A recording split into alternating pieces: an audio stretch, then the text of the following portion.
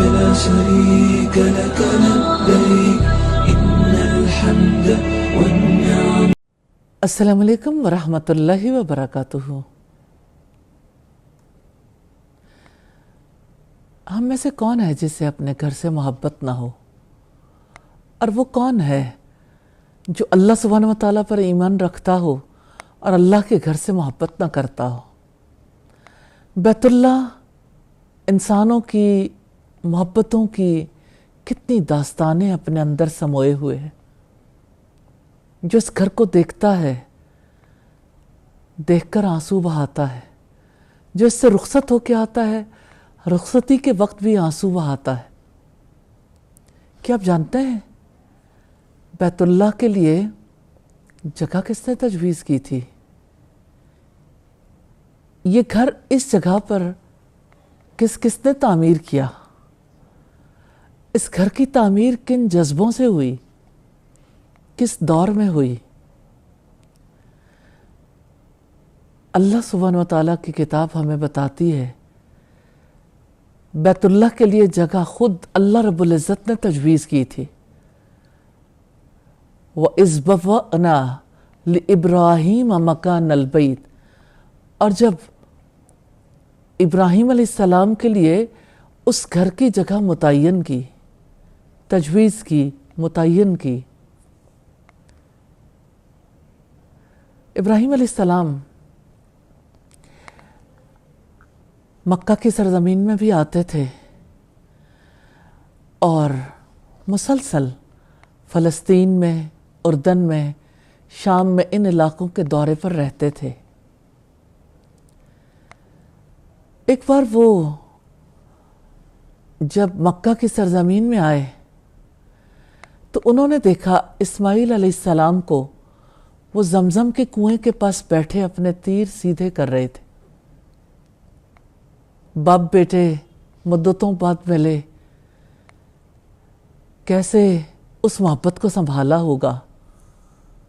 وہی شفقت جو ایک باپ اپنے بیٹے سے رکھتا ہے، اور ایک بیٹا جب مدتوں بعد اپنے باپ کو دیکھتا ہے اسی طرح کی شفقت کا اظہار ہوا.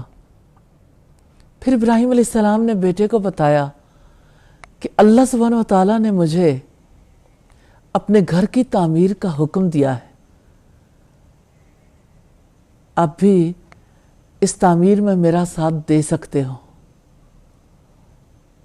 پھر ابراہیم علیہ السلام نے بئر زمزم پہ کھڑے ہوئے اس ٹیلے کی طرف اشارہ کیا جہاں آج بیت اللہ واقع ہے کہ یہ جگہ متعین ہوئی ہے. اللہ سبحانہ و تعالیٰ نے باپ اور بیٹے کے دل میں کیسی محبت رکھی تھی. ابراہیم علیہ السلام بیت اللہ کی تعمیر اس طرح سے کر رہے تھے، جو جگہ متعین ہوئی تھی اس کے گرد گھومتے ہوئے اسماعیل علیہ السلام پتھر لا رہے تھے، ابراہیم علیہ السلام اس کو تعمیر کر رہے تھے. پھر دیوار اونچی ہو گئی،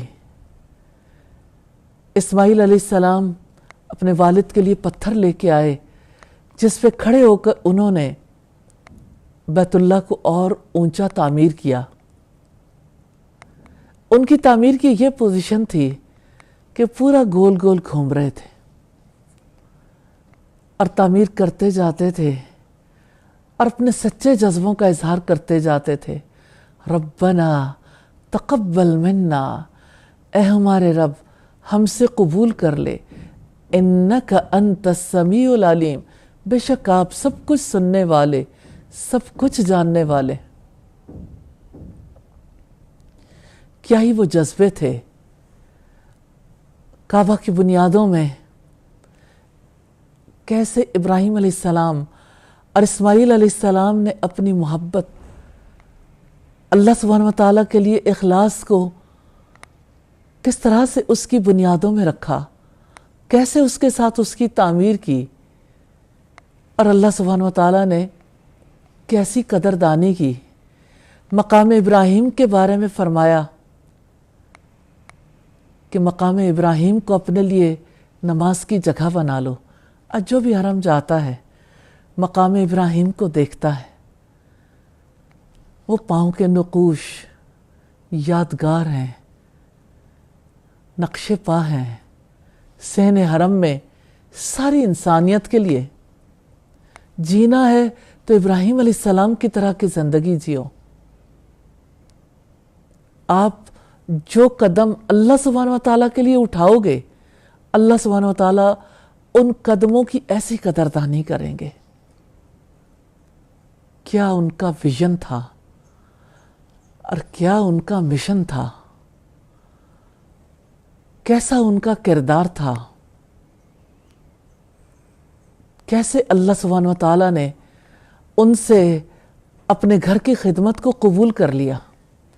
ابراہیم علیہ السلام اور اسماعیل علیہ السلام دعائیں کرتے جاتے تھے۔ کبھی دعا کرتے ہیں اپنی اولاد کے رزق کے لیے کہ یا اللہ انہیں پھلوں میں سے رزق دینا جو ان میں سے اللہ اور یوم آخرت پر ایمان لائے۔ کبھی دعا کرتے ہیں یا اللہ ان میں سے ایک رسول مبعوث کر دینا جو انہیں تیری کتاب کی آیات تلاوت کر کے سنائے، انہیں کتاب اور حکمت کی تعلیم دے، ان کے نفوس کا تزکیہ کرے۔ تعمیر کے ساتھ آباد کاری کا خواب بھی تھا، اس کے لیے بھی دعائیں تھیں۔ جینا چاہتے ہیں ایسی زندگی کا خواب دیکھیں۔ کیا اس دور میں لوگ تجارت نہیں کرتے ہوں گے؟ کیا لوگ روزی نہیں کماتے ہوں گے؟ کیا لوگوں کی کوششیں زمین پر مختلف طرح کی نہیں ہوتی؟ وہ کون سا تاجر ہے، وہ کون سا مالدار ترین شخص ہے جس کو اللہ سبحانہ و تعالیٰ نے اپنا خلیل بنایا؟ اللہ سبحانہ و تعالیٰ نے ابراہیم علیہ السلام کو اپنا خلیل بنایا، انبیاء کے لیے مثال بنایا۔ ان کی زندگی ہمارے لیے روشن مثال ہے۔ پھر اللہ سبحانہ و تعالیٰ نے حکم دیا کہ لوگوں کو حج کے لیے آواز دے دو، انہیں پکارو۔ اور جانتے ہیں کیا ہوا؟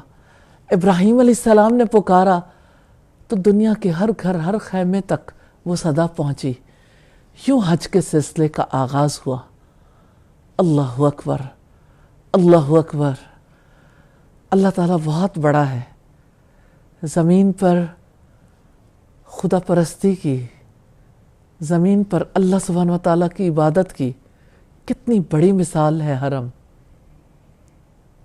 سارے لوگوں کے لیے، ساری انسانیت کے لیے کتنا بڑا معجزہ ہے۔ کیسے دنیا بھر سے پھل بھی کھینچے چلے آتے ہیں، لوگ بھی کھینچے چلے آتے ہیں۔ ایک اینول فیسٹیول ہوتا ہے جسے حج کہتے ہیں۔ اس حج کے لیے لوگ ساری زندگی اپنی جمع پونجی اس لیے جوڑتے رہتے ہیں کہ حج کر لیں۔